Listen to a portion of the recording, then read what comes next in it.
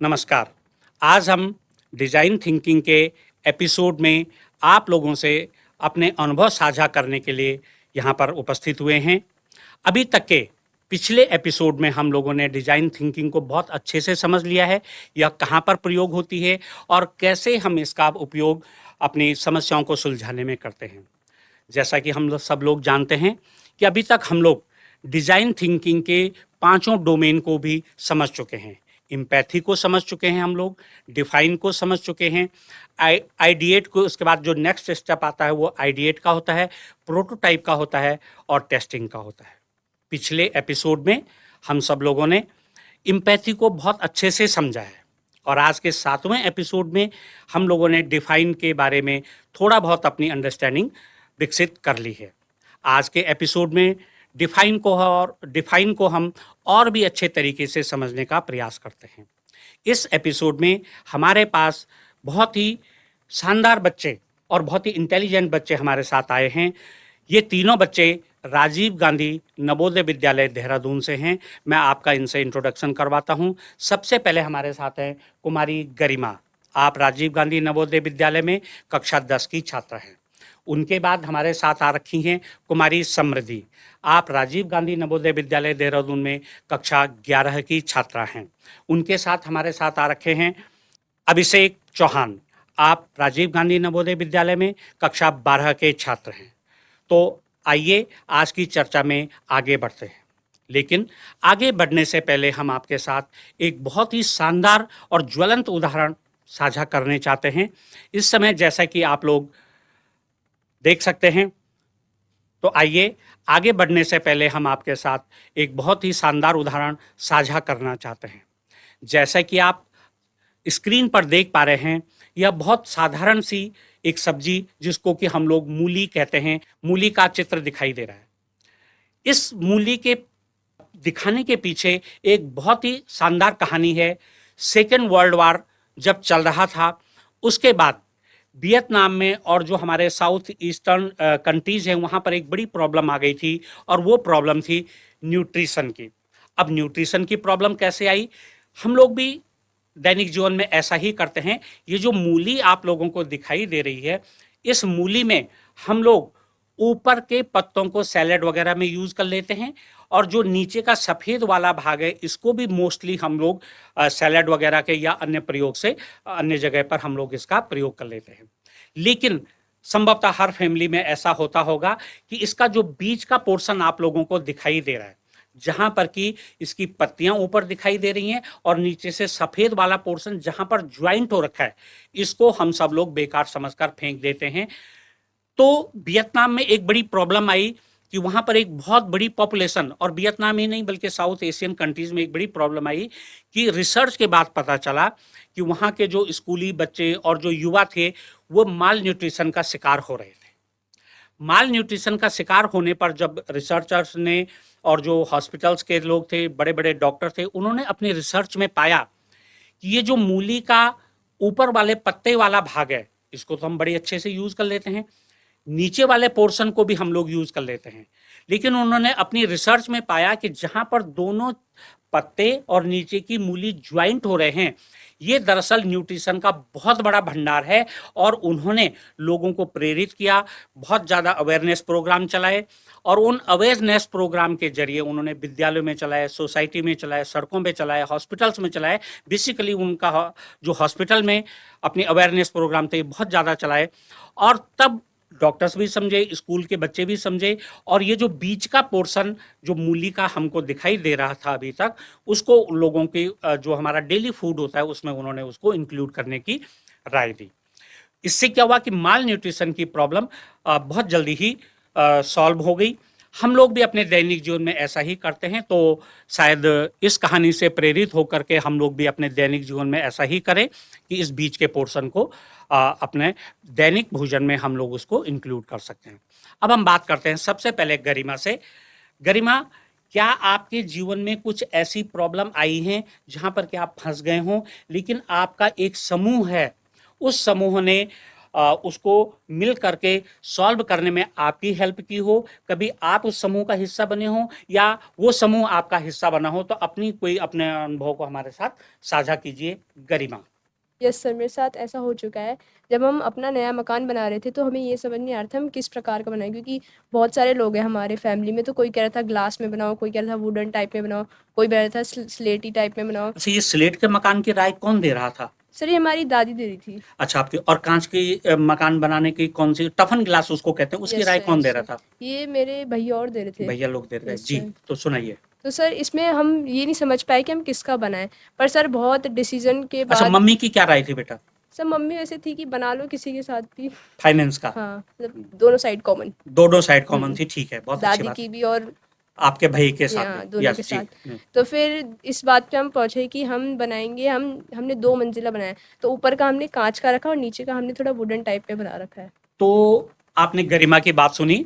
कई बार हमारी फैमिली में, सोसाइटी में, स्कूल में, गांव में, समाज में हम ऐसी कॉमन प्रॉब्लम पर फंस जाते हैं कि दिखने को तो वो प्रॉब्लम मेरी अपनी होती है, गरिमा की हो सकती है, समृद्धि की हो सकती है, आपकी हो सकती है, अभिषेक की हो सकती है, लेकिन जब सारे लोग मिल करके हम लोग उसका समाधान निकालते हैं तो एक बहुत ही अच्छा सा समाधान निकल करके आता है। इसी संदर्भ को आगे बढ़ाते हुए हम समृद्धि से उनका कुछ अनुभव सुनते हैं कि क्या उनके साथ भी कोई ऐसी घटना हुई है, चाहे वो कहीं पर भी हुई हो। आप अपनी घटना साझा करेंगे समृद्धि बेटा? एक बार हमारे स्कूल में भी ऐसा ही हुआ था। हमारी प्रिंसिपल मैम ने हमको क्लास में आके बोला कि आप सब लोग एक कल्चरल प्रोग्राम रखेंगे। अच्छा, कल्चरल प्रोग्राम रखना है जी। अब हमारी पूरी क्लास में टोटल 26 बच्चे थे। तो सबकी अलग अलग राय थी कि हम ये करेंगे वो करेंगे। कुछ बच्चे बोल रहे थे कि हम जौनसारी डांस करेंगे, कुछ बोल रहे थे कि हम सोलो करेंगे, कुछ बोल रहे थे हम सॉन्ग करेंगे। तो सबका मिक्सड अप हो रहा था कि हमको करना क्या क्या है। तो जो 26 बच्चे थे उनमें से हम मान ले कि कम से कम 10 अलग अलग राय आ रही थी। फिर उस स्टेज में जाके आप लोगों ने क्या किया? हमने क्या किया, हमने स्टेज में जाने से पहले ही आपस में बैठे ग्रुप और में? सबने ग्रुप में बैठे और हमने डिस्कशन किया कि हमको आगे करना क्या है। जी। तो जब हम साथ में बैठे तो हमको पता चला कि जितने सोलो वाले थे उनको हमने साथ में रखा। फिर उनसे पूछा कि आप चाहते क्या हो। बिल्कुल। फिर सबके साथ मिलकर हमने एक बेस्ट डिसीजन बनाया। बेस्ट डिसीजन लिया। हाँ जी। तो मुझे जो लगता है, मैं एक यहाँ पर कल्पना के आधार पर कह सकता हूँ, लेकिन आपका यही रहा होगा कि जो ग्रुप डांस वाले थे उनका लगता, कई बार आपके सामने स्टेज की भी समस्या रही होगी। किसी ने कहा सोलो उन्होंने इसलिए बोला होगा क्योंकि वो सिंगल बहुत अच्छा परफॉर्म कर सकते थे, कुछ के पास ड्रेस का इश्यू रहा होगा।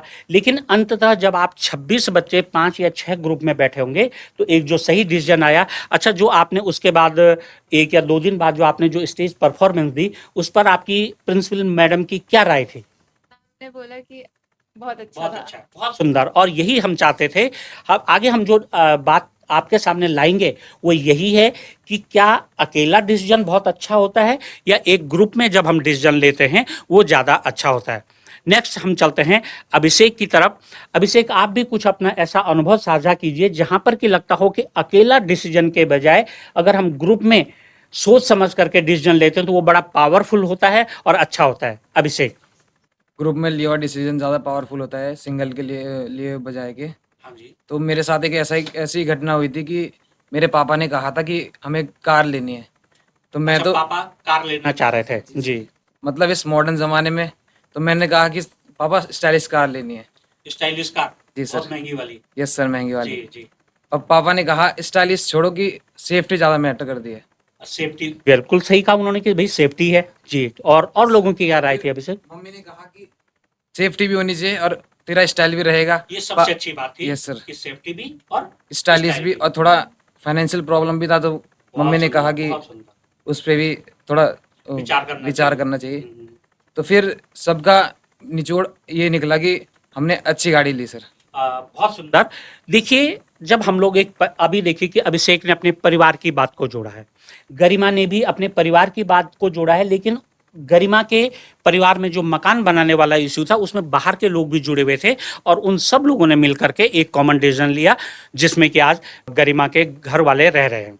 इसी तरीके से जब यहाँ पर समृद्धि ने डिसीजन लिया, उनके पूरे ग्रुप ने डिसीजन लिया, सबको मिलकर के एक मंच पर आए तो एक बहुत अच्छी परफॉर्मेंस उन्होंने दी और प्रिंसिपल मैडम भी खुश हो गई। तो प्यारे बच्चों, जब हम लोग इस तरीके का डिसीजन लेते हैं, सिंगल डिसीजन कभी भी अच्छा हो सकता है लेकिन वो हमेशा बहुत अच्छा नहीं हो सकता, उसमें सुधार की जरूरत पड़ सकती है। इस एक्टिविटी को जब हम लोग क्या करते हैं, अपने दिमाग में मंथन करते हैं, सोचते हैं, प्रोज आते हैं उसके, कौन सा आते हैं, अच्छा आता है, अच्छा पहलू आता है, बहुत सारे पहलू आते हैं, एक पहलू तो मेरे दिमाग में नहीं आएगा। जब हम सब लोग उन सारे पहलू को मिला करके एक डिसीजन लेते हैं तो इसको हम लोग ब्रेन स्टॉर्मिंग का नाम देते हैं। अब आप लोगों ने ये जो अब तक एक्टिविटीज की या अपने अनुभव हमारे साथ शेयर किए हैं तो इसको ब्रेन स्टॉर्मिंग कहते हैं। जी समृद्धि, आप कुछ साझा करना, अपनी अनुभव, एक और अनुभव साझा करनी चाहेंगी? तो अभिषेक अपना कुछ दूसरा अनुभव भी साझा करना चाह रहे हैं। जी अभिषेक। बार की बात है, हम यहाँ हॉस्टल में रहते हैं, बहुत सुंदर, तो बरसात के मौसम में जैसे दिक्कत आती है कपड़े सुखाने में। बहुत अच्छा। हाँ, कपड़े सुखा तो बच्चे क्या करते हैं कि पंखे के नीचे बेड खड़े करके उसमें हैंगर पे कपड़े डाल देते हैं, बिल्कुल, जिससे कि पलाई खराब हो जाती है गीली होके। बहुत सुंदर। तो अच्छा, ये एक ही बच्चा ऐसा करता है या लगभग सर सारे? सबको करना पड़ता है सर, करना पड़ता है, ड्रेस क्योंकि- पहननी है अगले दिन, फिर सुखाना तो पड़ता है। बहुत सुंदर जी। तो हमारे हाउस मास्टर ने वो उसकी फोटो खींची और प्रिंसिपल मैम को सेंड कर दी कि इसका कुछ समाधान करो, इससे पलाई खराब हो जाएगी।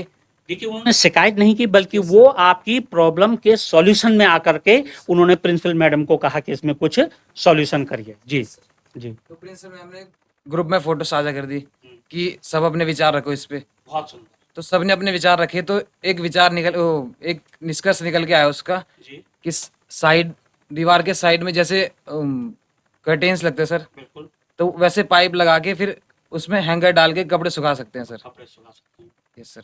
तो देखिए, अभिषेक ने एक रियल लाइफ की सिचुएशन आपके साथ साझा की है और ऐसा बहुत घरों में भी होता है, हॉस्टल्स में भी होता है, सब जगह पर होता है। तो देखिए कि जो एक सिंगल बच्चे की प्रॉब्लम थी, जिस बच्चे के पास की कपड़े सुखाने के लिए कोई सुविधा नहीं थी, इनके जो हाउस मास्टर वाले सर रहे होंगे, उन्होंने वो बात जो है प्रिंसिपल मैडम के साथ साझा की। तो देखिए कि आपकी प्रॉब्लम सॉल्व करने के लिए कितने सारे लोग एक मंच पर आ गए, प्रिंसिपल मैडम भी आ गए, टीचर लोग भी आ गए, बच्चे भी आ गए, कर्टेन लगाने वाला आदमी आ गया। तो सबने अपने अपने दिमाग से सोचा। तो इसको हम क्या कहते हैं? Brain storming. तो अब हम जो है आगे चलते हैं।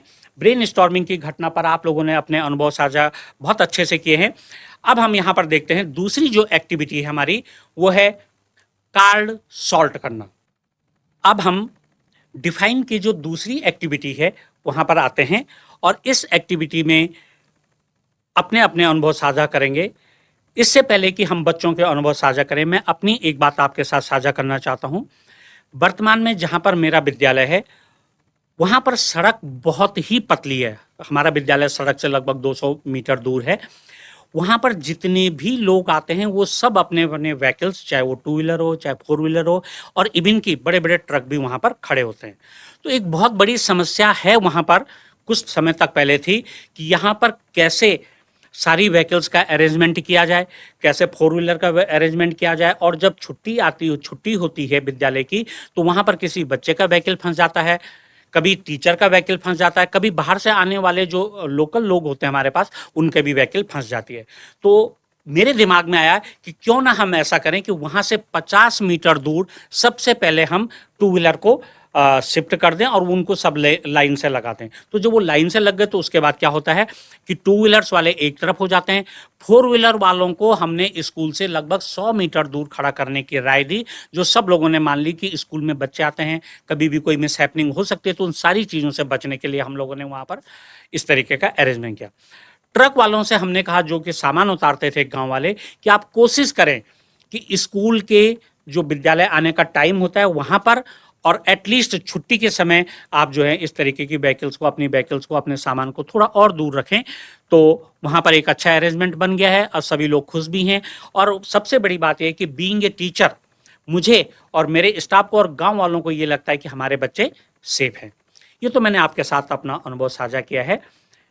हम अब यहाँ पर दूसरी एक्टिविटी में आते हैं, और गरिमा का कोई अनुभव अगर इस तरीके का हो, बेटा गरिमा, जहाँ पर कि आपने स्वयं में कोई प्रॉब्लम देखी हो और उसका सॉल्यूशन ग्रुप में, आपके ग्रुप ने साझा किया हो किसी के साथ कहीं पर भी, तो वो आप अपना अनुभव जो है हमारे साथ साझा करेंगी गरिमा। यस सर, एक बार ऐसी हुआ था कि हमारा न्यू सेशन स्टार्ट हो गया था। जी, तो जो हमारा सिलेबस है वो ऐसे मतलब अलग-अलग बुकों में है। अच्छा, मतलब आप कहना चाह रही हैं कि हिंदी की बुक अलग है, यस सर। इंग्लिश की अलग है, मैथमेटिक्स की अलग है, सोशल स्टडी की अलग है। जी, तो सर हमें ये होता था कि हम इतनी सारी बुकों को ले जाएंगे तो हमें रास्ता भी बहुत लंबा कवर करना पड़ता था स्कूल से। ये आप कहाँ की बात कर रहे हैं, राजीव गांधी की या गांव की? यहाँ राजीव गांधी आने से पहले पहले की। यस बहुत सर, सुंदर। पहले हाँ, गांव में, क्योंकि गांव सर में। वैसे लंबे और वैसे हाँ हाँ हाँ। रास्ते होते थे। तो सर हमने फिर प्रिंसिपल मैम से ये बोला, मतलब बहुत बच्चों ने जो वहाँ की डिमांड प्रिंसिपल मैडम यस थी सर जी। यस सर, कि मैम आप जो सारी वो है सब्जेक्ट उन सबको आप एक ही बुक में कवर कर दो, पब्लिश अच्छा। करा दो, जिससे मतलब बच्चे एक ही सिंगल बुक को लाए, बाकी नोटबुक्स लाए, क्योंकि बाकी नोटबुक्स तो नोट जरूरी होती जरूरी है। होती है, बिल्कुल यस सर। बिल्कुल तो फिर मैम ने कहा ठीक है, पर थोड़ा मुझे टाइम लगेगा, पर फिर बाद में मैम ने ये सब कुछ करा दिया था। करा दिया था। देखिए, गरिमा ने एक अपनी प्रॉब्लम नहीं की है, ये ग्लोबल प्रॉब्लम है। अभी कुछ दिनों पहले हम लोगों ने कहा है कि गवर्नमेंट ऑफ इंडिया ने ये कहा है प्रत्येक क्लास के लिए बस्ते का वजन निर्धारित कर दिया है। अब बस्ते का वजन, दरअसल हमको रूट प्रॉब्लम में जाना होगा कि बस्ते का वजन बढ़ता क्यों है। हम हिंदी की बुक, जैसा कि गरिमा ने बताया कि हिंदी की बुक ला रहे हैं, मैथमेटिक्स की बुक ला रहे हैं। अगर जुलाई के महीने में मैथमेटिक्स के हमारे 2 ही चैप्टर चलने हैं, तो बाकी के जो 8 चैप्टर हैं उनका बोझ गरिमा ही क्यों झेले, कोई दूसरा बच्चा ही क्यों झेले, क्लास 1 वाला बच्चा क्यों झेले, और नागालैंड वाला बच्चा क्यों झेले। तो गरिमा की ये जो सोच थी बहुत ही स्पार्किंग थी। गरिमा ने ये सोच को अपनी प्रिंसिपल मैडम से गवर्नमेंट स्कूल के में जो है साझा किया। अब इसमें क्या होता है, प्रोसेस में टाइम लगता है, तो वो उन्होंने आगा भेज रखा होगा। और मुझे तो लगता है कि कहीं ऐसा ना हो कि आपकी ही बात जब उप अधिकारियों तक गई हो तो उन्होंने कहा है भाई कि बस्ते का वजन कम कीजिए। तो अच्छा देखिए, बस्ते का वजन के साथ जो हमारे उसके साइड इफेक्ट होता है, हमारी बैकबोन पर परेशानी हो जाती है। अगर बारिश आ गई तो भीगेगा। अगर जुलाई के महीने बारिश आएगी तो कम से कम हम इतना तो सेफ रहेंगे कि जुलाई के महीने का सिलेबस ही इफेक्टिव इफेक्ट होगा। ओके, ऐसा ही कोई दूसरा अनुभव अब हम लोग सुनते हैं समृद्धि से। समृद्धि, अपना अनुभव साझा कीजिए सब लोगों के साथ कि आपका कैसा अनुभव था। जैसे हम कभी मार्केट जाते हैं कुछ भी सामान लेने के लिए, जी। तो हमारे साथ क्या होता है, जब लड़कियों को सामान लेना होता है तो वो किसी और अलग दुकान में जाती है। जब अच्छा, हमको मतलब वो ठीक है, जो लेडीज सामान बेचते होंगे वहीं जाना पड़ता है। अब अगर हमको सब्जी चाहिए तो हमको कहीं और जाना होगा आपकी जहाँ पर मम्मी फ्रेश सब्जी मिले। दूसरी सब्जी, हाँ बिल्कुल। जी।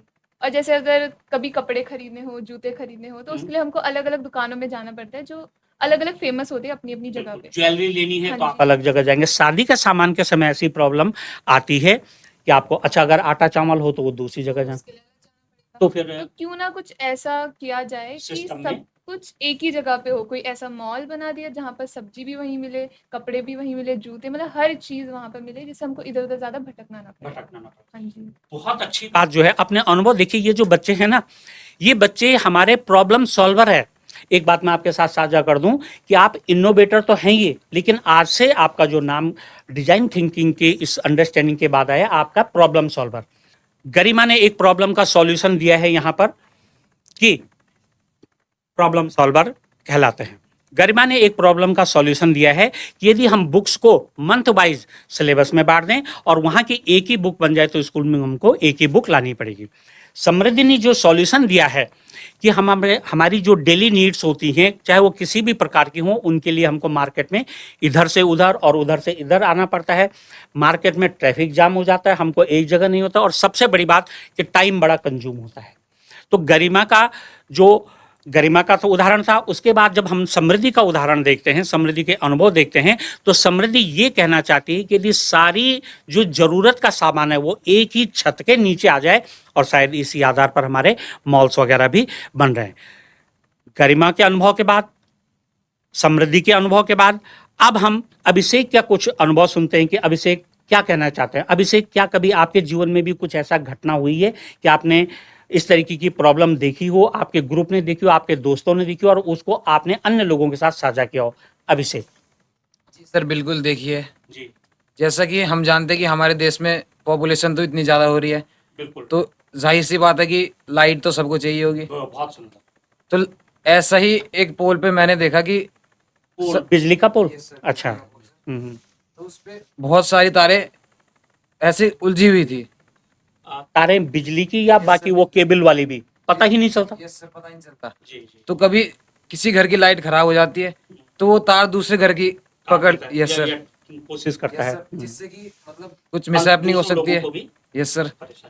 तो मैं ये कहना चाहूँगा कि इससे हमारे गवर्नमेंट को एक्शन लेना चाहिए सर, बिल्कुल बिल्कुल। कि ताकि इलेक्ट्रिशियंस को जो उसे ठीक करता है उसके साथ भी कोई मिसहैपनिंग ना हो, बहुत अच्छे विचार है। और जिसकी लाइट ठीक होनी चाहिए वो भी ठीक हो जाए सर।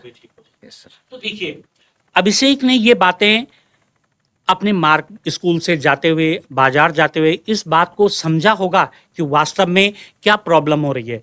और फिर एक बार मैं कहना चाहूँगा कि जैसा अभिषेक ने कहा है, उन्होंने ये प्रॉब्लम अपने गांव की में देखी होगी, लेकिन वो उसको कनेक्ट कर रहे हैं ग्लोबली, न केवल इंडिया से। मुझे लगता है कि सारे कंट्रीज में ऐसी प्रॉब्लम होगी। अगर आप देखते होंगे, एटलीस्ट हम जब टेलीविजन वगैरह में देखते हैं, तो होता क्या है कि बिजली के खंभे पर बिजली की तार तो होती है, उनके साथ टेलीफोन की केबल्स जो आजकल चल रही हैं, केबल टीवी की केबल, बहुत सारे जो कनेक्शंस होते हैं वो सारे वहीं से सहारा देने के लिए यूज़ किया जाता है।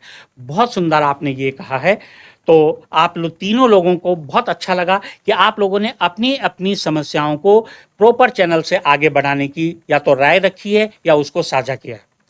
अभी तक हम लोगों ने डिफाइन एक्टिविटी के अंतर्गत ब्रेनस्टॉर्मिंग को समझा है, और किस तरीके से बच्चे ही नहीं, स्टूडेंट ही नहीं, आप और हम भी अपनी समस्या को दूसरों के साथ जब साझा करते हैं तो वहाँ पर बहुत सारे विचार आते हैं और एक अच्छा सा सॉल्यूशन हमारे पास प्राप्त होता है। अब हम लोग आगे बढ़ते हैं, और आगे बढ़ने पर हम लोग देखते हैं, जैसा कि आपको स्क्रीन में दिखाई दे रहा होगा, इस एक्टिविटी का नाम है कार्ड सॉर्ट।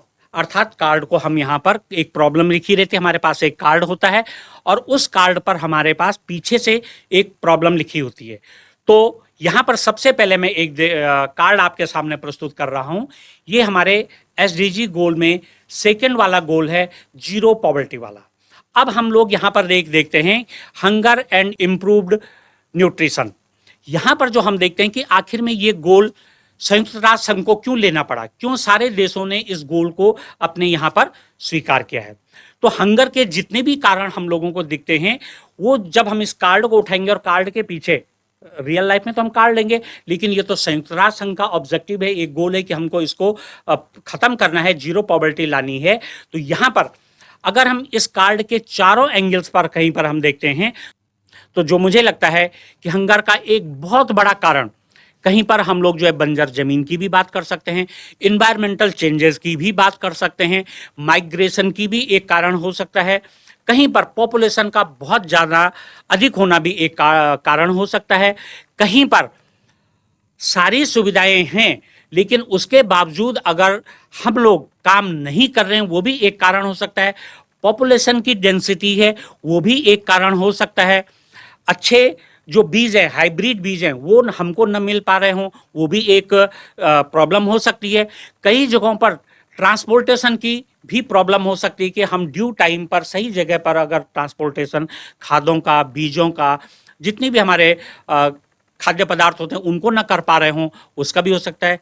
एक सबसे बड़ा कारण जो आज मुझे दिखाई देता है वो है शायद जो दुनिया में कई क्षेत्रों में युद्ध हो रहे हैं, वो भी एक कारण हो सकता है। सब कुछ ठीक होने पर भी वो कारण हो सकता है। हम रसिया यूक्रेन युद्ध की बात कर सकते हैं, गाजा पट्टी में हो रहे युद्ध की बात कर सकते हैं। सब कुछ ठीक होने पर युद्ध भी एक कारण हो सकता है।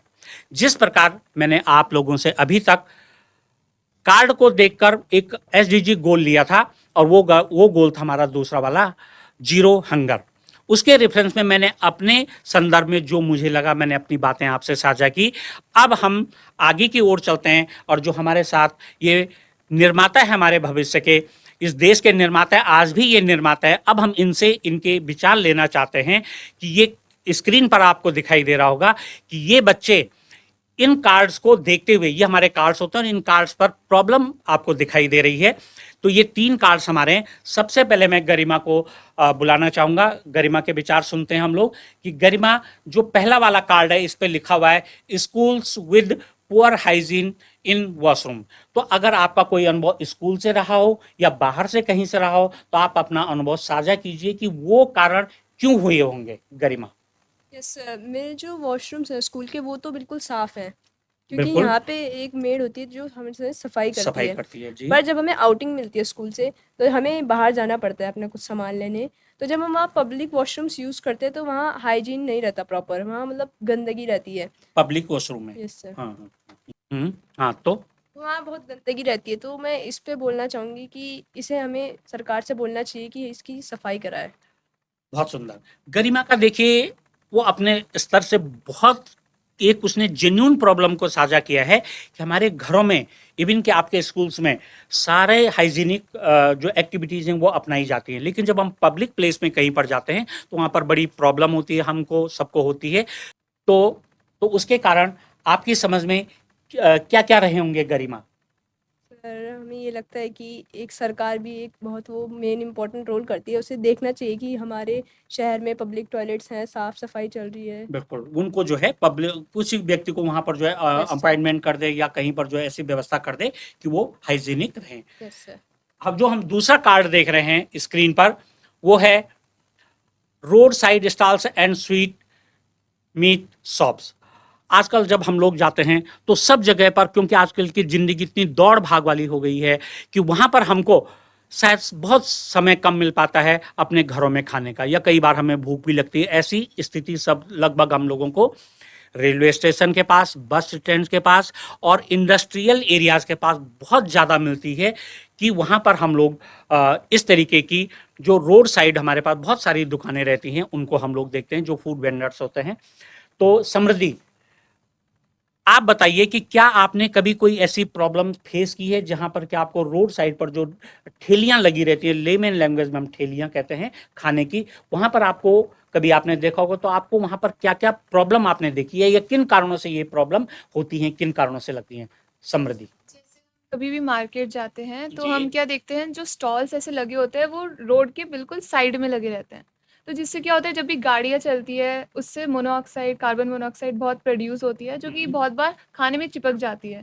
पोल्यूशन बहुत ज़्यादा होता है, धूल मिट्टी वो बिल्कुल। सारा हमारे खाने में लग जाता है। तो अगर ऐसा खाना कोई इंसान खाए तो ऑब्वियस सी बात है, उसके इंटरनल जो Organs, ऑर्गन्स होते हैं वो बहुत डैमेज हो सकते हैं। तो पहला प्रॉब्लम तो ये होगा कि वो मतलब अगर इसका हम सोल्यूशन निकालें तो ये कर सकते हैं कि वो दुकानें थोड़ा अंदर को रखें कि ये गंदगी उनके अंदर ना जा पाए, या कुछ भी हम और एक्शन ले सकते हैं। अच्छा, कारण क्या होंगे कि ये दुकानें वहां पर लग ही जाती हैं? ये क्योंकि भी ताकि लोगों को दिखे, जो रोड पे अब जाते जो है हैं बहुत बिल्कुल सुंदर उनकी नज़र पड़े, पड़ जाए। ताकि वो सब आए। अब जैसे हम टीनेजर्स हैं, बच्चे हैं, तो हम ऐसी चीज़ों में ज़्यादा रहते हैं कि हम ऐसी फालतू चीज़ें ज़्यादा खाएं। फास्ट फूड हाँ जी, वगैरह बहुत वगैरह ज़्यादा। जो भी तो चीज़ें मतलब हैं, वही चीज़ है कि नज़र पड़े, लोग वहाँ ज़्यादा आए, ज़्यादा है। इसलिए रोड पे लगे रहते हैं। रोड पे लगे रहते हाँ हैं। जी। और शायद जो हमारी डेली लाइफ है वो इतनी फास्ट हो गई है कि हमारे पास शायद एक घर में भोजन, बना हुआ भोजन वहां तक जो है पहुंचने में या उसको यूज करने में बड़ा टाइम लग जाता है। तो इस वजह से शायद हम एक भले ही उसको एक नाश्ते के रूप में यूज करते हो, लेकिन ऐसा होता है। तो बहुत अच्छी बात समृद्धि ने कही है। ये प्रॉब्लम भी देखिए, समृद्धि देहरादून में रहती है, समृद्धि हॉस्टल में रहती है, लेकिन ये स्टूडेंट्स, ये हमारे प्रॉब्लम सॉल्वर जब कहीं पर भी बाहर समाज में निकलते हैं तो ये प्रॉब्लम को देखते हैं, उसका कारण पे जाते हैं और उसका सॉल्यूशन भी हम लोगों के सामने रखते हैं। सॉल्यूशन तो अभी आएगा। नेक्स्ट हम चलते हैं अभिषेक की तरफ। अभिषेक, क्या आपके दिमाग में भी कभी कोई ऐसी बात स्ट्राइक की है जो कि एक समस्या रही हो और उसका कारण क्या रही हो? अभिषेक जी सर, बिल्कुल रही है जी। सर। कई बार क्या होता है कि हॉस्पिटल तो होते हैं हमारे पास, हॉस्पिटल होते हैं, बहुत सुंदर। हॉस्पिटल की सर सबसे बड़ी दिक्कत है सर, हमारे कंट्री में पॉपुलेशन बढ़ती जा रही है, बिल्कुल। हॉस्पिटल की कमी है हाँ, सर। कई बार किसी की जान चली जाती है हॉस्पिटल्स में हॉस्पिटल्स में सर। या लाते लाते। ये सर लाते लाते भी, और हॉस्पिटल्स में कभी आईसीयू अवेलेबल नहीं होते, हाँ, कभी बिल्कुल। डॉक्टर टाइम पे नहीं होते, हम्म। और कभी बेड नहीं डॉक्टर होते। तो रहते हैं टाइम पे, लेकिन उन्हें आने में टाइम लग जाता है शायद। सर। बिल्कुल, आप यही कहना चाहते हैं जी।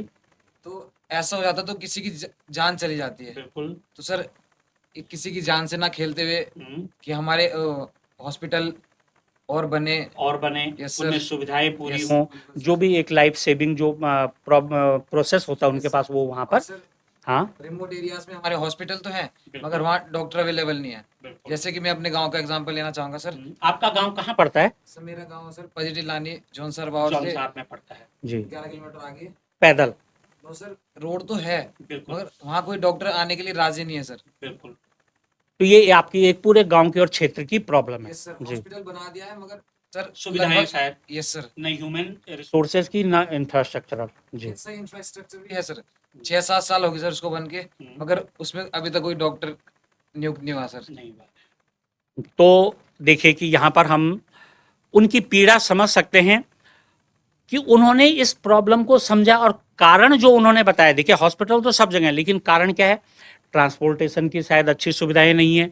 इन सारी प्रॉब्लम्स को हमको इंटरलिंक करके देखना पड़ेगा कि हॉस्पिटल्स हैं लेकिन वहाँ पर क्या है, ट्रांसपोर्टेशन की सुविधा नहीं है, रहने की शायद बहुत अच्छी सुविधाएं नहीं हो जैसा कि हम लोग मार्केट में चाहते हैं। तो यहाँ पर हम लोगों ने जो है, यहाँ पर जो हमारी दूसरी एक्टिविटी थी उसमें हम लोगों ने कार्ड सॉर्ट के माध्यम से जो मुझे लगा, मैंने अपनी प्रॉब्लम को देखा है, उसका कारण देखा है, गरिमा को जो गरिमा ने सोसाइटी में या कहीं पर भी विजुलाइज किया है, उसकी विजुअल फॉर्म देखी है, उस चीज़ को देखा है, वो उन्होंने समझा है। ये जो प्रॉब्लम गरिमा ने जिसको विजुलाइज किया है वो उन्होंने अपने बड़े लोगों के साथ साझा की है, उसकी कारणों को साझा किया है। समृद्धि ने जो कारण देखे उनको साझा किया है। अभिषेक ने जो कारण देखे हैं किसी भी प्रॉब्लम के पीछे उनको साझा किया है। तो ये आता है हमारा कार्ड सॉर्ट एक्टिविटी में। तो आइए अब हम नेक्स्ट एक्टिविटी पर चलते हैं। नेक्स्ट एक्टिविटी पर जाने से पहले हम लोग स्क्रीन पर देखते हैं कि यहाँ पर लेफ्ट में टॉप साइड में कुछ चित्र बने हुए हैं। मुझे ये सर्किल दिखाई दे रहे हैं लेकिन ये मेरे परसेप्शन से मुझे सर्किल दिखाई दे रहा है। सबसे पहले हम गरिमा से जानना चाहते हैं कि आपको ये जो लेफ्ट में और टॉप में जो डायग्राम दिखाई दे रहे हैं इनमें आपको क्या क्या दिखाई दे रहा है, आप क्या क्या समझ दिखाई दे रही है, वो जरा आप साझा करेंगे। सर मुझे जो लेफ्ट टॉप पे दिखाई दे रही है, मुझे ये शेप एक बिंदी की तरह दिखाई दे रही है सर मुझे इनकी। तो गरिमा को ये बिंदी, बहुत सारी बिंदियां दिखाई दे रही हैं, ये इनका विजुलाइज था, इन्होंने किस ढंग से उस चीज को देखा है। नेक्स्ट हम जाते हैं समृद्धि पर। समृद्धि, आप बताएं कि आपको ये जो लेफ्ट टॉप में चित्र दिखाई दे रहा है इसमें आपको क्या दिखाई दे रहा है। ये मुझे किसी वॉच के डायल की तरह लग रहा है। वेरी गुड, इनको वॉच का डायल लग रहा है। नेक्स्ट अभिषेक, आप अपनी राय दीजिए। सर मुझे गाड़ी की व्हील की तरह लग रहा है सर। अरे वाह, अगर आप देख सकते हैं तो क्योंकि अभिषेक ने इससे पहले भी गाड़ी का जिक्र किया है तो अभिषेक को ये गाड़ी ही दिखाई दे रही है। समृद्धि, आपको क्या दिखाई दे रहा था? वॉच का था। तो ये शायद समय की बड़ी पाबंद है इसलिए इनको यहाँ पर टाइम का इश्यू दिखाई दे रहा था। गरिमा, आपको क्या दिखाई दे रहा था? बिंदी। बिंदी, इनको अपनी मम्मी की बिंदी वहां पर नजर आ रही है। तो इन सारी चीजों को हम जैसा भी देखते हैं, अभी तक हम लोगों ने स्क्रीन पर देखा था कि लेफ्ट में और टॉप में जो भी फिगर हम लोगों को दिखाई दे रहा था उस फिगर के बारे में मेरी अपनी अलग राय थी, गरिमा की अलग थी, समृद्धि की राय अलग थी और अभिषेक की राय अलग थी। अब हम आगे स्क्रीन पर देख सकते हैं कि आपको एक चित्र दिखाई दे रहा है। ठीक बीच में हम इसको जब हम देखते हैं जहां पर कि एक ब्राउन सा कलर का एक चित्र बना हुआ है, उस चित्र को हम किसी भी कॉन्सेप्ट का सेंटर पॉइंट लेते हैं, अर्थात वो हमारा मेन पॉइंट है। अगर मैं बीइंग ए टीचर उसको देखता हूं तो जो हमारा सेंटर पॉइंट है उस सेंटर पॉइंट को मैं एक क्लासरूम के रूप में देख सकता हूं। तो क्लासरूम को मैनेज करने के लिए हमको कितनी डिफरेंट चीजें चाहिए, कितनी ब्रांचेस चाहिए, कितने एस्पेक्ट्स को हमें देखना होगा। मैं सबसे पहले टॉप में और राइट साइड में देखता हूं तो पेपर, क्लासरूम को अच्छे ढंग से चलाने के लिए शायद हमारे पास एक पेपर की बहुत ज़रूरत होती है, चाहे वो चार्ट की फॉर्म में हो, चाहे वो नोटबुक की फॉर्म में हो, चाहे वो रजिस्टर की फॉर्म में हो। और उसके अंदर, उस चार्ट के अंदर भी फिर 50 एस्पेक्ट आते हैं जिनको कि हमको ज़रूरत है क्लासरूम को चलाने के लिए। नेक्स्ट, अगर हम लोग जो है फिर से पीले वाले ब्रांच में देखते हैं तो क्लासरूम को चलाने के लिए उसका स्ट्रक्चर कैसा होना चाहिए। अगर आप स्ट्रक्चर के ठीक ऊपर देखें तो वहां पर लिखा हुआ है यू, अर्थात क्या मेरा भी वहां पर एक रोल है, बीइंग ए टीचर क्या मेरा भी वहां पर रोल है, नेचर का भी क्या वहां पर रोल है, ब्रेन का भी क्या रोल है। अर्थात एक क्लासरूम को सिस्टमैटिक ढंग से चलाने के लिए उसका स्ट्रक्चर हम अपनी जरूरतों के अनुसार कहीं तक भी ले जा सकते हैं। अगर हम आगे देखते हैं कि वहां पर बहुत सारी चीजें लिखी हुई हैं, आगे हम वहां पर देख सकते हैं एसोसिएशन लिखा है, ब्लूम्स टैक्सोनॉमी के बारे में है शायद। तो क्लासरूम में सही ढंग से चलाने के लिए हमें स्ट्रक्चर भी चाहिए। अब कलर, यदि हम क्लास की बात करते हैं तो क्लासरूम में वाइब्रेंट कलर एक हमको पॉजिटिव एनर्जी देते हैं, तो कलर्स भी बहुत बड़ा रोल इंपॉर्टेंट करते हैं। इमेजेस, क्लासरूम में देखिए, हमारे क्लासरूम में जैसा कि आप बता सकते हैं समृद्धि कि आपकी क्लास में किन किन बड़े लोगों की इमेजेस लगी हुई हैं। सर हमारी क्लास में चार्ट पेपर्स लगे होते चार्ट हैं, पेपर लगे तो होते हैं, उनको भी कलरफुल करते हैं बिल्कुल। ताकि वो दूर से उनसे भी आपको एक एनर्जी हाँ जी, मिलती है, चाहे हाँ वो जी। एजुकेशनल हो सकता है कि वहां पर आपकी क्लास में जो है महात्मा गांधी का एक चित्र हो तो वहां से भी आपको इंस्पिरेशन मिलती है। तो इमेजेस भी बड़ा रोल प्ले करती हैं एक क्लासरूम को चलाने के लिए। वर्ड्स, जब हम वर्ड्स पर आते हैं तो वर्ड्स भी बहुत बड़ा रोल प्ले करती हैं, वर्ड्स भी बहुत बड़ा रोल प्ले करते हैं क्लासरूम में। बीइंग ए टीचर, मैं जिन शब्दों का यूज करता हूं वो शब्द सबसे पहले बच्चे की समझ के अनुसार होने ही चाहिए। मैं बहुत बड़े बड़े भारी सरकम भरकम शब्दों का यूज करूंगा तो शायद वो बच्चे के लिए कहीं पर भी बेकार हो जाएंगे। तो वर्ड्स भी रोल प्ले करते हैं, बहुत लंबे लंबे वर्ड्स भी नहीं हमको यूज करने चाहिए। तो मेरी दृष्टि में ये बात सामने आती है कि एक क्लासरूम को चलाने के लिए हमारे पास बहुत अच्छा स्ट्रक्चर होना चाहिए। क्लासरूम का जो डेकोरेशन है वो कलरफुल होनी चाहिए, इमेजेस होनी चाहिए, वर्ड्स होने चाहिए, लाइंस भी। अब चाहे लाइंस वो चाहे दीवारों की लाइंस हो, चाहे एजुकेशन के मैटर में आते हुए साइंस की लाइंस हो या कहीं पर भी लाइंस हो, तो इस सारी चीज को जब हम एक सेंटर टॉपिक को लेते हुए उसकी जितनी भी ब्रांचेस उसको आगे डिलीवर करने के लिए आवश्यक होती हैं, इस चीज को हम लोग माइंड मैपिंग के नाम से जानते हैं। तो आगे चलते हैं। जिस तरीका के कि मैंने इस चित्र को विजुलाइज किया है कि एक सेंटर पॉइंट के चारों ओर उसकी बहुत सारी जरूरतें होती हैं। तो गरिमा, सबसे पहले मेरा प्रश्न आपसे है, मैं आपसे जानना चाहता हूं कि क्या आपने अपनी लाइफ में भी ऐसा कुछ सोचा है, समझा है, अनुभव किया है कि आपके सेंटर पॉइंट में तो एक चीज रही हो और उसकी जरूरत को पूरा करने के लिए 50 एस्पेक्ट होते हैं, बहुत सारे एस्पेक्ट होते हैं। यदि आपको कुछ ऐसा अनुभव हो तो वो अपना अनुभव सभी लोगों के साथ साझा कीजिए। गरिमा। यस सर, मेरे साथ ऐसा हो चुका है। हाँ। जब हम अपना घर बना रहे थे तो हमें बहुत सारे लोगों की ज़रूरत होती है। मतलब हमें रिलेटिव्स चाहिए होते हैं, हमें कारपेंटर्स चाहिए होते हैं और साथ ही साथ पेंटर्स, मतलब जो हमारे मकान को बनाने में मदद करते हैं।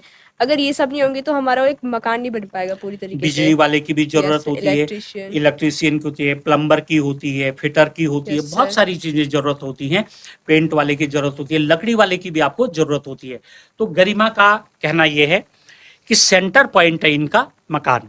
मकान बनाने के लिए इनको गाड़ी वाला भी चाहिए, दुकानदार भी चाहिए, फाइनेंस वाला भी चाहिए, रिलेटिव भी चाहिए। क्योंकि जब हमारे रिलेटिव आते हैं तो वो कुछ उसमें अपनी राय देते हैं कि नहीं, किचन का साइज बड़ा होना चाहिए, किचन का साइज छोटा होना चाहिए, यहाँ पर आपकी बैठक होनी चाहिए, यहाँ पर आपकी रेलिंग होनी चाहिए। समृद्धि, अब आप बताइए कि क्या आपके साथ भी कुछ ऐसा अनुभव रहा है जहां पर कि एक सेंटर पॉइंट को पूरा करने के लिए, उसको बनाने के लिए बहुत सारी चीजों की जरूरत पड़ती हो? समृद्धि। जैसे मैंने पहले भी बताया, कल्चरल प्रोग्राम का मैंने एग्जांपल दिया, तो उसमें कल्चरल प्रोग्राम करने के लिए हमको ड्रेसेस चाहिए होती है, कल्चरल ड्रेसेस हो गई, हमको सॉन्ग चाहिए होता है जिसके ऊपर हम डांस करेंगे, बिल्कुल। और उसके साथ ज्वेलरीज चाहिए होती है, उसके साथ हमको स्पीकर हो गया, बहुत सुंदर, स्पीकर मैं चाहिए यही हो कहना चाह गया, रहा था कि आपको और स्पीकर की भी जरूरत, और हमको एक प्रॉपर स्टेज चाहिए होता है स्टेज वहाँ चाहिए। पर। तो ये सब मिलाकर ही हम कुछ कर पाएंगे। तो इसका सेंटर पॉइंट हमारा कल्चरल प्रोग्राम हो और गया। उसके जो रिक्वायरमेंट है आपने बाहर से बताया, ड्रेस चाहिए, ज्वेलरी चाहिए आपको, फिर डांस वाली टीचर भी चाहिए जो आपको गाइड कर सकें, प्रिंसिपल मैडम की परमिशन चाहिए, स्टेज चाहिए, टाइम चाहिए, स्पीकर चाहिए। बहुत सुंदर। तो हम लोग देख सकते हैं कि ये बच्चे किस तरीके से अपनी बात को आपके साथ साझा कर रहे हैं और हमको भी ये समझना पड़ेगा कि एक सेंटर पॉइंट के चारों ओर बहुत सारी रिक्वायरमेंट्स होती हैं और उनको फुलफिल करना बड़ा आवश्यक होता है। इसी क्रम में हम आगे बढ़ते हैं अभिषेक की तरफ। अभिषेक, क्या आपका भी कोई जीवन में ऐसा अनुभव रहा है तो उसको साझा करें। अभिषेक। जी सर, जैसे मैंने पहले भी गाड़ी का जिक्र किया था कि हमने गाड़ी खरीदी थी, और इससे पहले वाले में मैंने व्हील का जिक्र किया था। तो वो हमने केवल गाड़ी नहीं खरीदी है, उसके साथ हमारे पास रिस्पॉन्सिबिलिटीज हो गई हैं सर, बहुत सुंदर। ट्रैफिक रूल्स हो गए सर, बहुत सुंदर। सेफ्टी रूल्स हुए सर, बहुत सुंदर। और हमारी गाड़ी की रिपेयरमेंट, मगर रिस्पॉन्सिबिलिटीज। हाँ, अब कई बार सर हमारी फीलिंग्स भी जुड़ जाती है गाड़ी के साथ कि किसी ने पहली गाड़ी ली है सर, तो वो अगर वो इन फ्यूचर कभी दूसरी गाड़ी खरीदना भी चाहे तो उसका मन वो बेचने का नहीं होता सर, फीलिंग्स जुड़ जाती है। और एक मूवी में है सर, आपने भी देखी होगी सर, टार्जन मूवी सर, उसमें वो उसकी पापा की गाड़ी होती है सर, तो वो अपने पापा की गाड़ी खंडर से उठा के लाता है सर, कबाड़ से उठा के लाता है, उसकी फीलिंग्स जुड़ी होती है साथ, वो उसके बेचने नहीं देता सर। सो मतलब हमने गाड़ी नहीं खरीदी, हमारी फीलिंग्स भी उसके साथ जुड़ चुकी है सर। तो देखिए कि कितना शानदार उदाहरण अभिषेक ने हमारे साथ साझा किया है। वो एक नॉन लिविंग चीज उन्होंने खरीदी है, उस नॉन लिविंग चीज के साथ शायद गाड़ी की कंपनी भी जुड़ी हुई है, टायर वाला भी जुड़ा है, हमारे जो हमारे ट्रैफिक के पुलिस के लोग होते हैं वो लोग भी जुड़े हुए हैं, बहुत सारी चीज़ें जुड़ी हैं। लेकिन जो सबसे बड़ी बात अभिषेक आपने हमारे साथ साझा की है, इमोशनल। हमारे घर में जब पहला मकान बनता है, पहली गाड़ी आती है, तो उसको हम चाहते हैं कि उसको जी जान से बचा करके, अर्थात उसमें इमोशंस भी हमारे जुड़े हुए रहते हैं। तो इन सारी घटना को जब हम एक सेंटर पॉइंट को लेकर के उसके चारों ओर बहुत सारे डोमेन को, बहुत सारे एस्पेक्ट्स को जोड़ते हैं, तो इसको हम माइंड मैपिंग कहते हैं। और चलते अब अगले क्रम में। तो अभी तक जैसा हमने देखा है कि डिजाइन थिंकिंग के अंतर्गत जो दूसरा डोमेन था डिफाइन का, उसके अंतर्गत हम लोगों ने 3 एक्टिविटीज अभी तक कर ली हैं।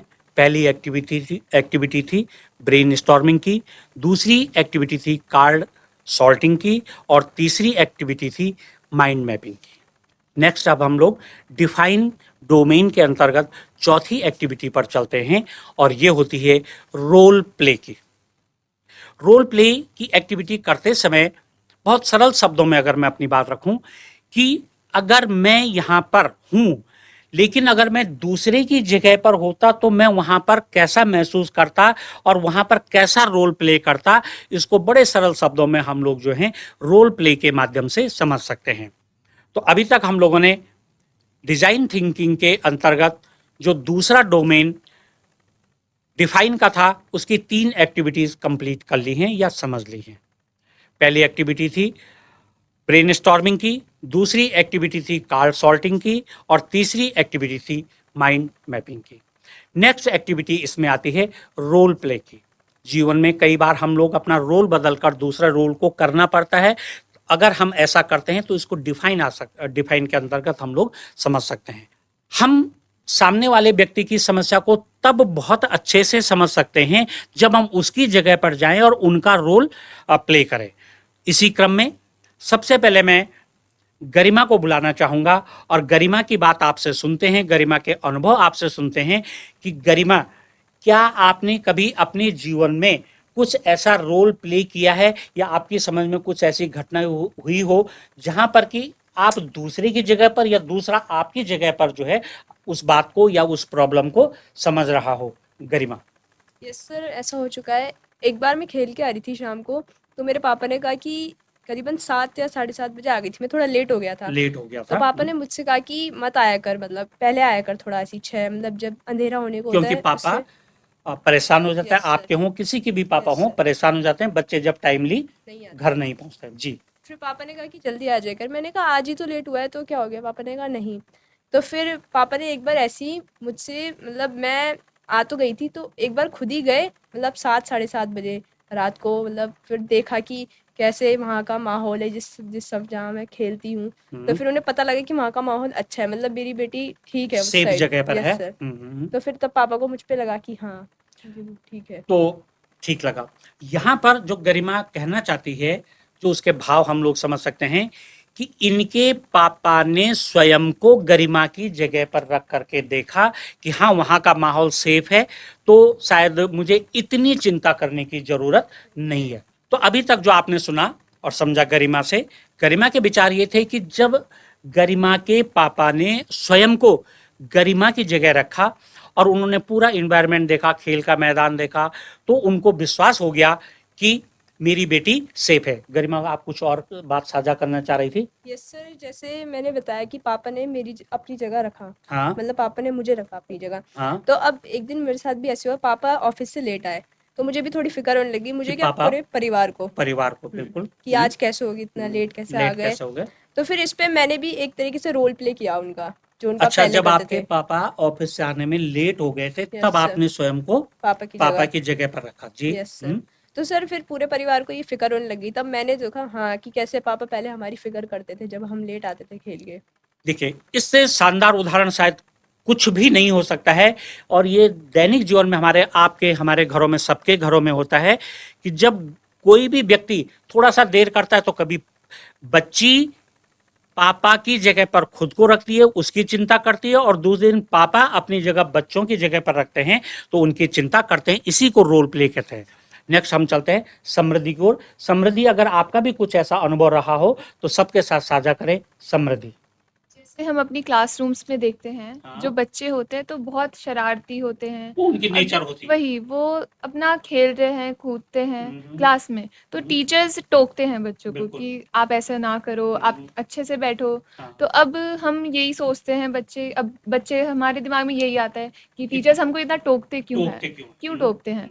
पर एक बार क्या हुआ कि हमको बोला गया कि आप टीचर्स का, जैसे टीचर्स डे होता है तो हम टीचर्स का रोल प्ले करते हैं। तो हमको टीचर्स का रोल प्ले करने को मिला। तो जब हम जूनियर्स क्लास में गए और हमने जब देखा कि बच्चे कैसे शरारत करते हैं वहाँ पे, बच्चे वही एक्टिविटी कर रहे थे जो जब हम- वो बच्चों के अपने रियल टीचर के साथ करते थे, और जिस दिन आप टीचर बन के गई वही बच्चे वही एक्टिविटीज आपके साथ, तो क्या फील हुआ? चला कि सारे बच्चे तो एक जैसे होते हैं और मतलब उनका हमको टोकना भी सही है। टीचर्स को आपको हाँ जी। टोकना जायज है जी। बिल्कुल सही है, क्योंकि अब कोई शरारत करेगा तो टोकना भी ज़रूरी होता तो उस है। दिन से आपके बिहेव में क्या परिवर्तन हुआ? ज़्यादातर शांत ही बैठने लग गए और ज़्यादा हमने परेशान, मतलब बिल्कुल शांति से क्लास में बैठे, ना कुछ देखिए, करना। गरिमा समृद्धि का कहना यह है कि शांत नहीं, जो रिक्वायर्ड कम्युनिकेशन है वो तो टीचर आपके बीच में होता ही होता है, लेकिन जो चीजें थोड़ा सा किसी को हल्का सा परेशान कर सकती हैं, कंटेंट से हटने में थोड़ा दिमाग को इधर से उधर चला जाता है, उस चीज पर आपने स्वयं का प्रतिरोध कर दिया। आप नहीं किया या आपके पूरी क्लासेस ने कुछ ऐसा किया होगा? पूरी क्लास ने किया है। बड़ी अच्छी बात है। देखिए कि टीचर्स डे के दिन जो है हम लोग बच्चों से जब रोल प्ले करवाते हैं टीचर का, तब उनकी समझ में आता है कि वास्तव में टीचर हम लोगों को बार बार इस चीज़ को ऐसा करने के लिए क्यों कहते होंगे या न करने के लिए क्यों कहते होंगे। आगे चलते हैं हम लोग अभिषेक, और अभिषेक का कोई ऐसा अनुभव सुनते हैं। अभिषेक, आप भी अपना अनुभव साझा करें। मैं अपनी बात नहीं करूंगा, ये सबके साथ होता है। अच्छा सर, दूसरे का काम सबको आसान लगता है कि क्या ही कर रहा होगा बहुत ये तो। सुंदर, ये तो बहुत अच्छी बात कह दी है देखिए अभिषेक ने कि दूसरा जो काम कर रहा है वो सबको लगे ये तो बड़ा आसान है। Yes, sir. यस। अक्सर आसान लगता है मगर ऐसा होता नहीं है। हम्म। तो ऐसे ही एक बार मैंने अपने वॉचमैन अंकल को कहा, हाँ, वो बार बार गाड़ी, मतलब वो क्या ही काम करते होंगे, मुझे ऐसा लगता था। आपको ये लगा कि गेट ही तो खोलते हैं। गेट ही तो खोलते हैं, हम्म। तो मुझे ऐसा लगा। तो मैंने सोचा क्यों ना मैं भी एक दिन इनको आराम दे दूं। अच्छा, मैंने गेट खोला एक दिन। आप गेट खोला आपने? हाँ हाँ। सुबह पूरा दिन के या एक दो बार? पूरे दिन का सर। पूरे दिन का। तो मैंने पाया कि वो बार बार खड़ा उठना वो परेशानी करता है सर। परेशानी करता है, एंट्री करना, Yes, ये sir. करना, उनका कारण पूछना। जी सर। हाँ, वो कारण पूछना और फिर इधर से उधर जाना, इधर से और बाकी फिर 8-9 घंटे खड़ा भी रहना सर, वो बड़ा दुखदायक होता है सर। तो उससे मुझे लगा कि सबका काम अपनी जगह अच्छा होता है सर। अपनी जगह अच्छा होता है और वो चैलेंजिंग भी होता है। दूसरा उसको बड़ी हल्के में ले लेता है या आसान से ले लेता है। तो देखिए, आप सब लोगों ने इस समय जो चौथा डोमेन था डिफाइन का, उसमें सबसे पहले आपने गरिमा के अनुभव सुने, समृद्धि के अनुभव सुने और अभिषेक का अनुभव सुना। अभिषेक और इन सारे बच्चों ने जो इन सारे विद्यार्थियों ने जो भी अपने अनुभव साझा किए हैं वो एक रोल प्ले वाले माध्यम से आगे आ रहे थे। जब गरिमा ने अपने आप को पापा की जगह पर रखा, इसी तरीके से समृद्धि ने भी किया। इसी तरीके अभिषेक ने जब स्वयं को एक गेट वॉचमैन की जगह पर रखा, तब उनको महसूस हुआ कि वो आदमी या वहाँ पर जब हम रोल प्ले करते हैं तो वो कितना कठिन होता है। अपनी इस बात के साथ कि आज हमने डिफाइन के अंतर्गत जो हमने 4 स्ट्रेटजीज पर बात की है, उनमें पहले थी ब्रेन स्टॉर्मिंग, दूसरा था कार्ड सॉर्टिंग, तीसरा था माइंड मैपिंग और चौथा था हमारे पास रोल प्ले। मैं यहाँ पर आप सबसे यह उम्मीद करता हूँ और निवेदन करना चाहता हूँ कि हम अपने दैनिक जीवन में अगर डिफाइन के अंतर्गत इन 4 स्ट्रेटजीज को अपनाएं, चाहे वो हमारे पास रोल प्ले की हो, चाहे वो हमारे पास माइंड मैपिंग की हो, ब्रेन स्टॉर्मिंग की हो, कार्ड सॉर्टिंग की हो, और हम डायरेक्टली इनडायरेक्टली इस प्रकार की एक्टिविटीज़ को करते ही करते हैं। आज हम लोगों ने डिज़ाइन थिंकिंग के दूसरे डोमेन डिफाइन पर बात की है और उस डोमेन की चारों एक्टिविटीज़ पर बात की है। मिलते हैं आपसे नेक्स्ट एपिसोड में, तब तक के लिए नमस्कार।